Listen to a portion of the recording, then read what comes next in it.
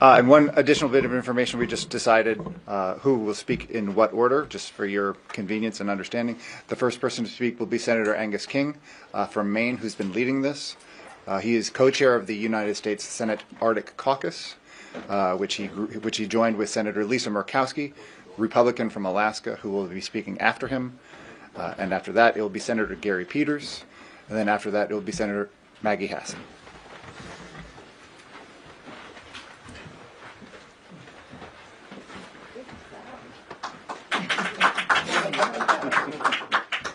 That's for you. Oh, we've got our fellow parliamentarians in the back there. Yeah, that's right. Yeah, that's right.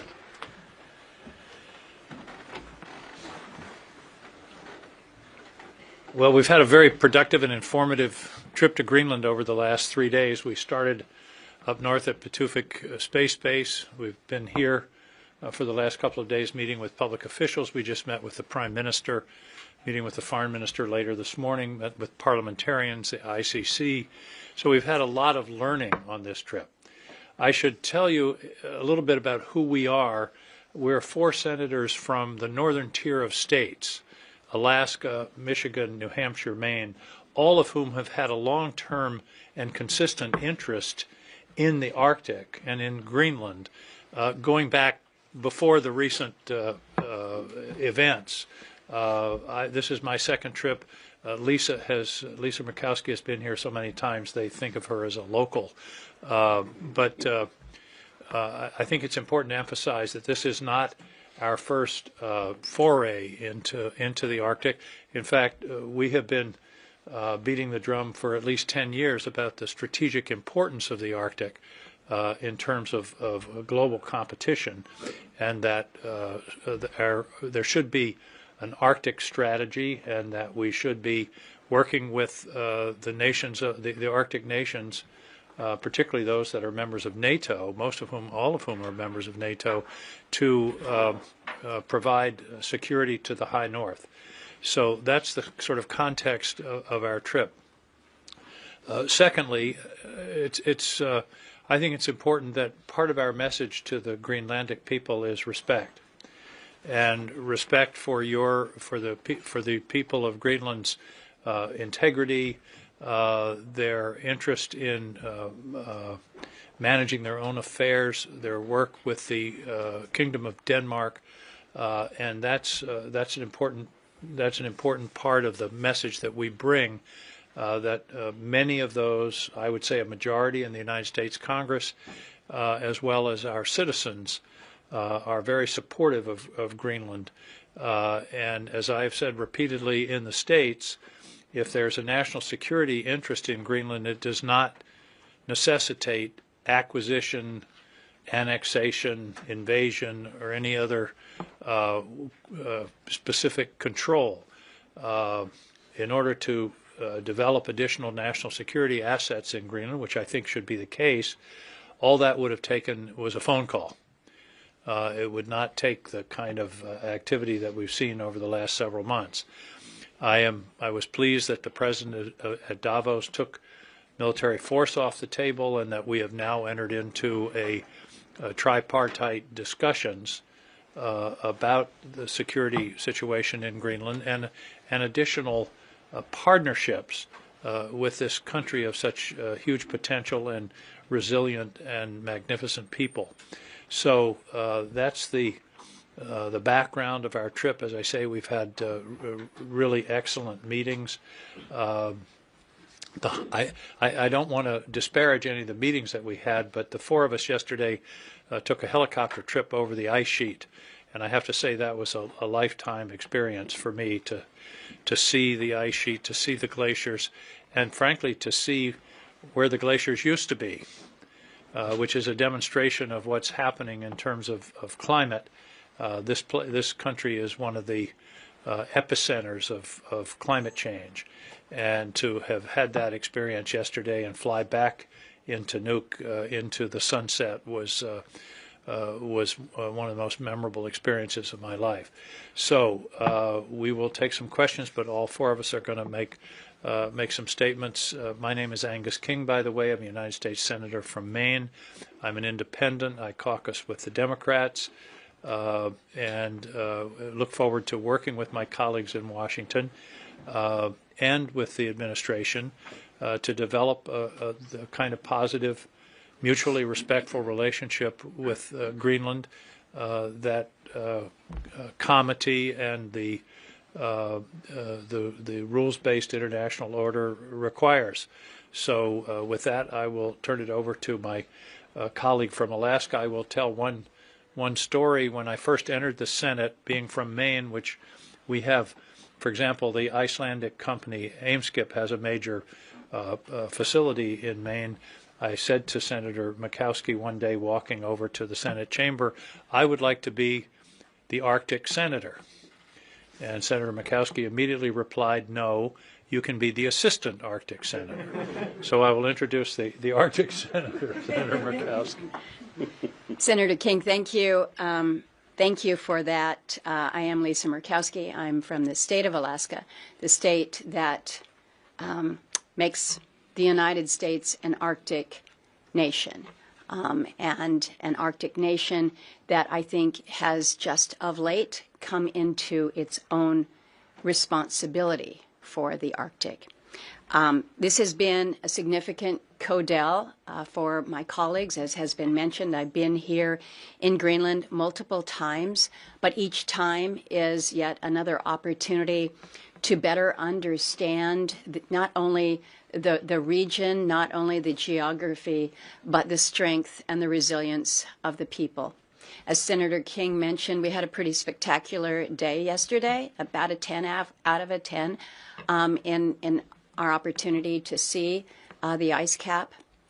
But I could not help but look at this land, this massive, raw, ancient land, without thinking about the people who call this land home and who have for generations and thousands of years, and the resilience of the people.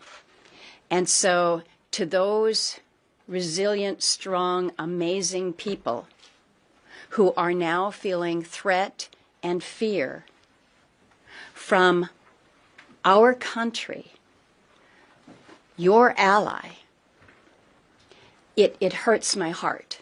It hurts my heart to know of the anxiety and the concern that you and your families face as you feel this time of unsettledness and what that must mean. We've had very good conversations with fellow parliamentarians, as Senator King mentioned, just with the Prime Minister, shortly with Vivian Motzfeldt, your foreign minister. These have all been important because there has not been a single meeting that we have had where it has been suggested that we don't want to have the United States as a friend and an ally. We do not want additional security. What we want is for these discussions about security to be done with us. Nothing about us without us. There is a reason for the name of your security strategy. And it's not just about defense, it's about all aspects of your security. And so recognizing the sovereignty, recognizing the autonomy of the Greenlandic people is something that we have an obligation as your friend and your ally to work towards addressing. There is no relationship, personal, business, or otherwise, that comes easy, that comes without work. In just a few sentences and words, trust that has been built since World War II has been eroded and degraded. We need to work to rebuild that trust. That's why you see members of Congress that are here to remind you that, yes, our president may make certain statements, but we also, as Congress, have a role. We have a system of checks and balances. So how we exercise that, I think, is important for Greenlanders to know as well, whether it is through the power of appropriations and authorizing or not authorizing spending, whether it is the value of exchanges that is so important in understanding one another. Know that your Congress our Congress has a role in how we move forward with our friends in Greenland. I will end with one comment. We talk a lot about the transatlantic alliance and what that means from a NATO perspective and how important it is to continue that. I think more of the alliance as being a trans-Arctic alliance and what we as Arctic nations can be doing as we build the strength and security that benefits Greenland, that benefits the Kingdom of Denmark, that benefits Alaska and the United States. There is a shared interest that we must work together towards, and it begins and it ends with constructive, respectful dialogue. And I'll now turn to my colleague, Senator Peters. Thank you. I'm Gary Peters, Senator from Michigan. This is my first trip to Greenland, and I'll concur with my colleagues. It's been just an amazing trip. Not only a beautiful country, but the people that we've had a chance to meet and get to know have treated us like family, and I believe it is mutual. I mentioned I come from Michigan. I will just say for the record, it's actually colder in Michigan than it is in Greenland here now. So I wanted to escape the cold of Michigan to come north, and it has been a fabulous experience. In Washington, I serve as the ranking member on the Homeland Security Committee. I'm also a member of the Armed Services Committee. So every morning when I wake up, I think about trying to keep the United States and the American people secure. And when we think about security, to me, there are really three core elements that keep us secure. One, we need to have a strong economy. We want to be financially secure. We want a strong military to keep us secure. But the third element is absolutely essential, and that means we have to have friends. You can't just have two of the three. You need all three. You need a strong military, you need a strong economy, and you need friends. And the people of Greenland are our friends. The people of Denmark are our friends. And when you have friends, you respect that relationship, you trust each other, and that's what we have to do as a country. Unfortunately, we have a president that has broken that trust. I think, in a significant way, and we now have to repair it. And that's why the four of us ventured up here for this trip, is to show that we care about the relationship between the people of Greenland and the people of the United States. We consider you friends. We want you to consider us your friend. We know that trust has been stressed, and now it's our opportunity to build that trust once again so that we can continue to have this strong friendship. So this is a first step, one of many steps. But my message to the people of Greenland: know that you have many friends in the United States. In fact, the vast majority of Americans believe that you are indeed our friends, and we need to treat you with the respect and trust that we know each of you deserve. I'll now hand it over to Maggie Hessen from New Hampshire. Thank you. Well, as Gary said, I'm Maggie Hassan, Senator from New Hampshire. It is also colder in New Hampshire right now than it is in Greenland. First of all, just to the Greenlandic people, to all our hosts here, thank you for your hospitality. It becomes very clear, and this too is my first visit to Greenland, when you get here, how strong, how resilient, how warm, and how creative the people of this wonderful country are. And so we are very grateful for the welcome we've received. I will echo what my colleagues have said. I serve on the Homeland Security Committee as well, and I would analyze what it takes to be a secure nation just the way my colleague Senator Peters just did. But I think it's really important to for the Greenlandic people to know that I come from a state known for its citizen participation. Some of you may have heard of the first in the nation New Hampshire primary. We are a small but mighty state of 1.4 million people, but we have 400 state representatives at the state level, and that is because we believe that every citizen has a role to play, and we take our civic duty very, very seriously.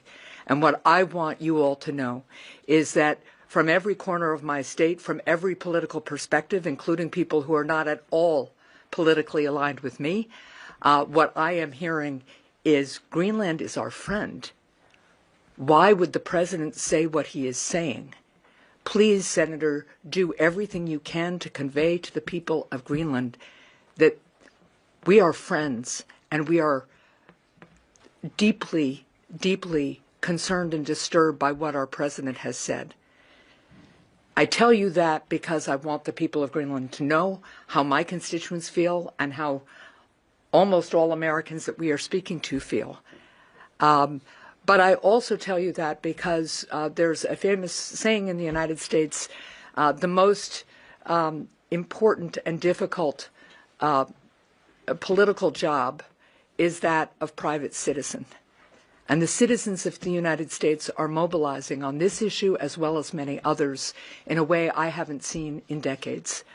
And they are mobilizing because they understand right now that they need to reach out and they need to create the bonds of friendship and the bonds of freedom that have joined Greenland and the United States now for 80 years.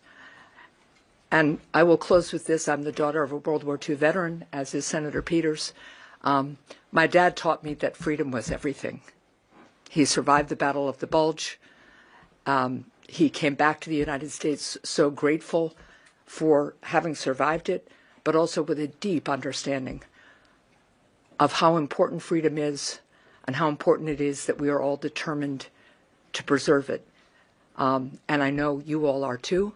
That's what binds us, and that's why we're going to move forward together, work to repair the trust that has been broken, find new partnerships and new ways of working together so that we can all be strong and free together. Thank you.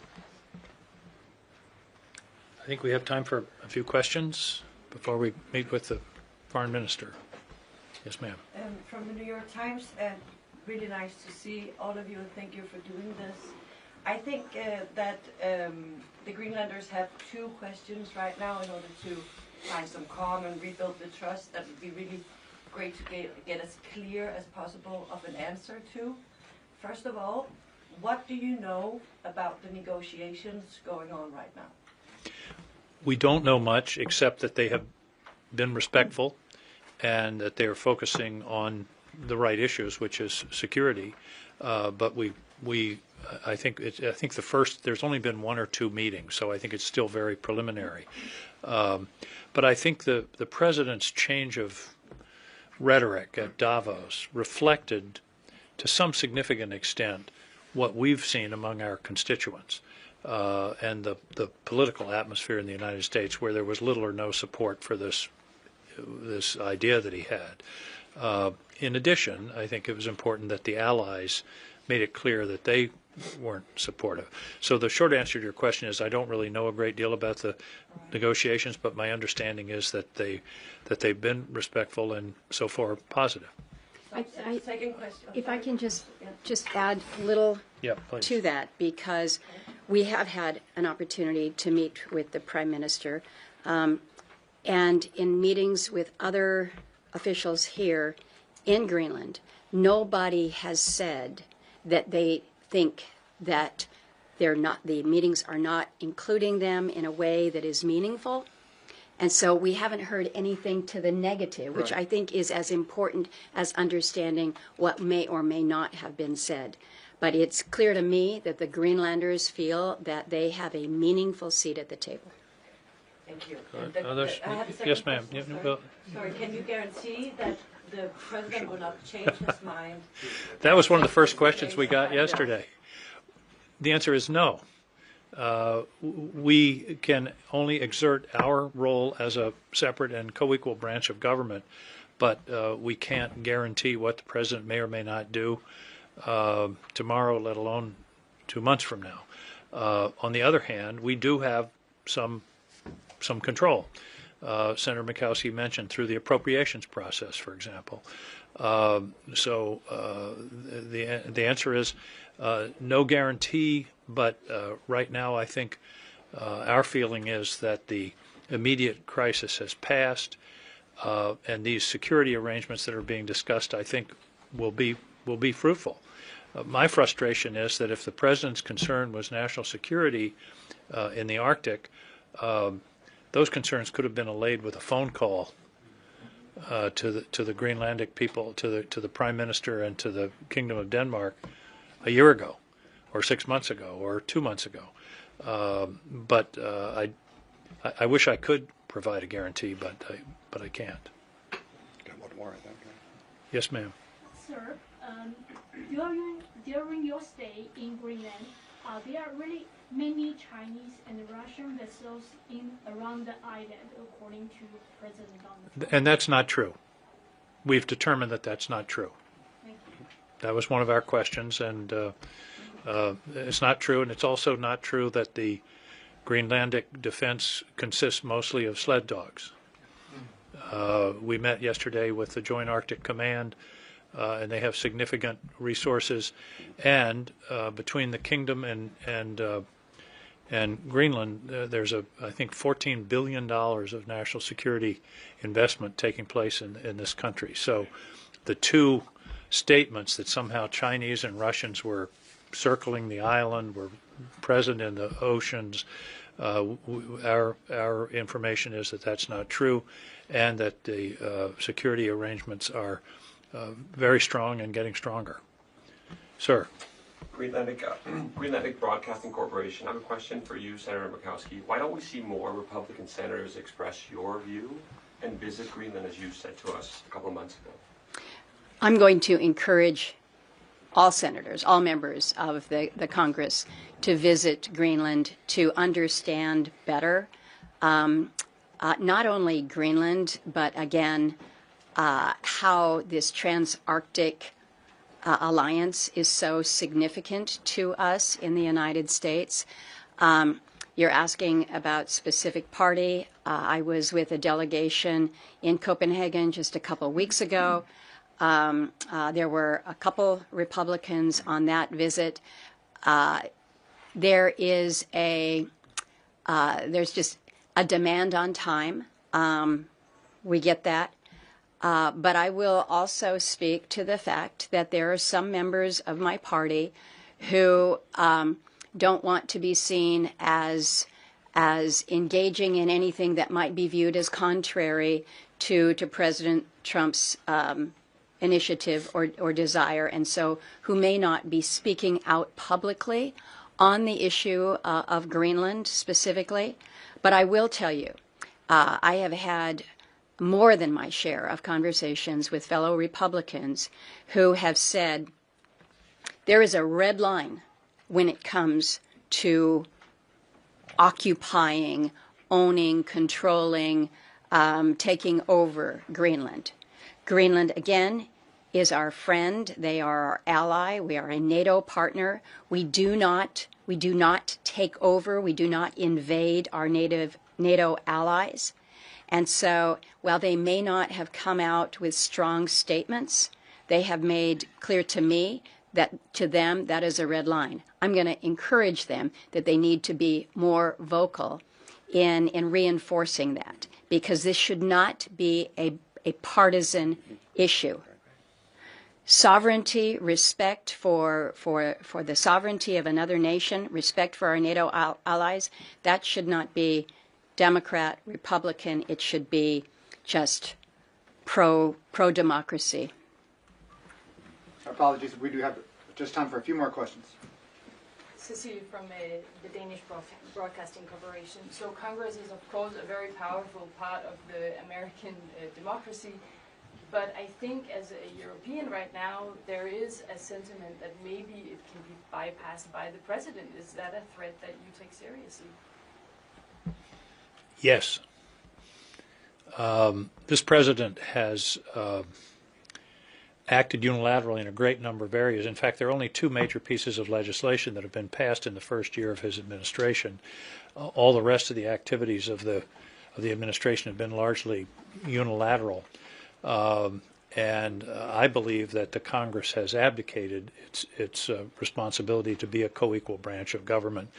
And this is something that's going to be worked through as we work into the remainder of this administration, and particularly we have midterm elections coming up in something like 9 months. I think the people will have something to say about that.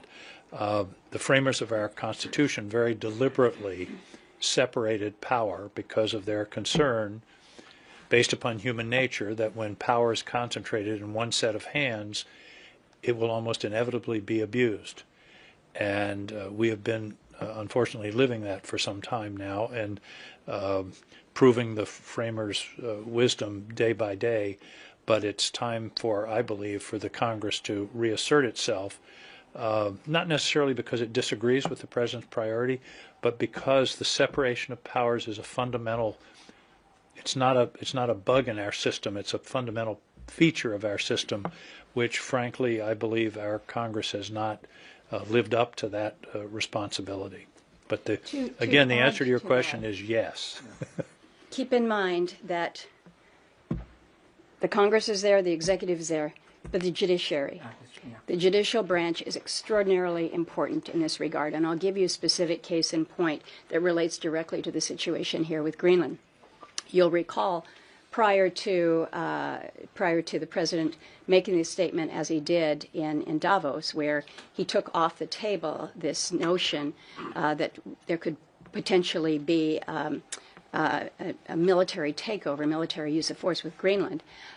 It was the discussion of tariffs, wasn't it? He was going to impose tariffs arbitrarily on those countries that had sent individuals, even if it was just two members of their military, to come to Greenland for what? To provide for additional security.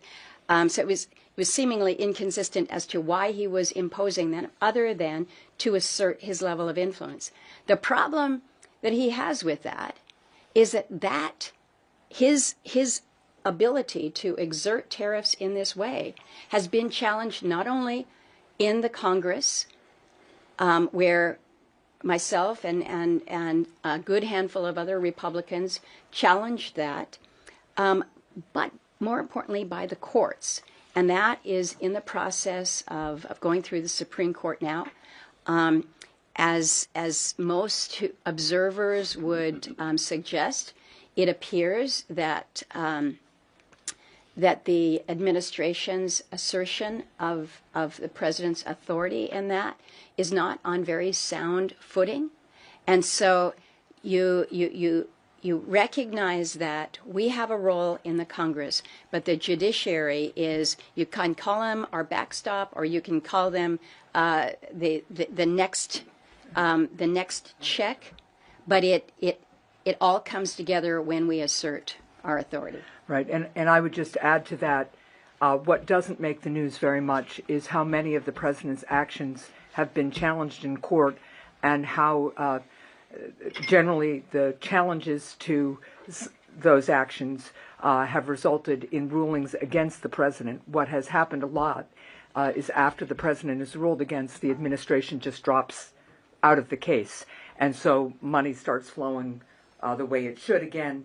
So I want people to know that it's not just action at the Supreme Court, which I have my disagreements with. At times we all do. That's the nature of our system. But at the lower level federal courts, we are seeing challenges to the President be successful a large percentage of the time. I'm sorry, we need to wrap it up.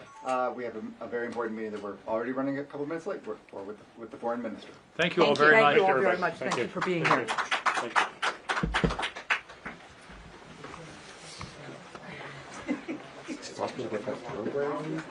Email? Yeah. Let me do it from our flight.